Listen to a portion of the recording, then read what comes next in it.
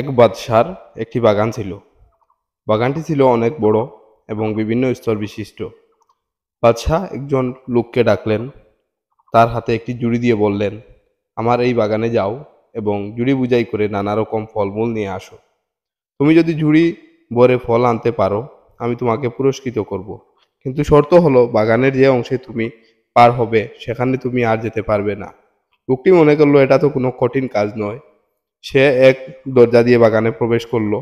দেখলো গাছে গাছে ফল পেকে আছে, নানা জাতের সুন্দর সুন্দর ফল, কিন্তু এগুলো তার পছন্দ হলো না। সে বাগানের সামনের অংশ দিয়ে গেল, সেখানকার ফলগুলো তার কিছুটা পছন্দ হলো, কিন্তু সে ভাবলো আচ্ছা থাক, সামনের অংশে গিয়ে দেখি সেখানে হয়তো আরো উন্নত ফল পাবো, সেখানে থেকেই ফল নিয়ে জুড়ি পড়বো। সে সেখানে এসে পরের অংশে এসে অনেক উন্নত মানের ফল পেল। সেখানে সে তার মনে হলো এখান থেকে কিছু ফল ছিঁড়ে নেই, কিন্তু পরক্ষণে ভাবতে লাগলো যে সবচেয়ে ভালো ফলই জুড়িতে নেব। তাই সে সামনে এগিয়ে বাগানের সর্বশেষ অংশে প্রবেশ করলো। সে সেখানে এসে দেখলো ফলের কোনো চিহ্নই নেই। অতএব সে আফসোস করতে লাগলো আর বলতে লাগলো, হায়, আমি যদি বাগানে ঢুকেই ফল সংগ্রহ করতাম তাহলে আমার জুড়ি এখন খালি থাকতো না।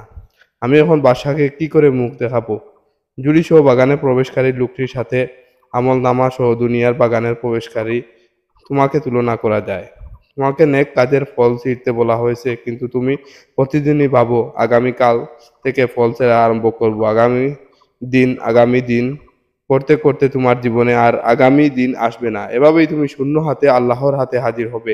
এজন্য মুফতি মুফতি তাকি উসমানী রাদিয়াল্লাহু তাআলাহু আনহু বলেন, জীবনের সময়গুলো অতিবাহিত হচ্ছে, জীবন কেটে যাচ্ছে, জানা নেই বয়স বাকি কত। সুতরাং নেক কাজের বাসনা জাগ্রত হওয়ার সাথে সাথে তা করে ফেলো।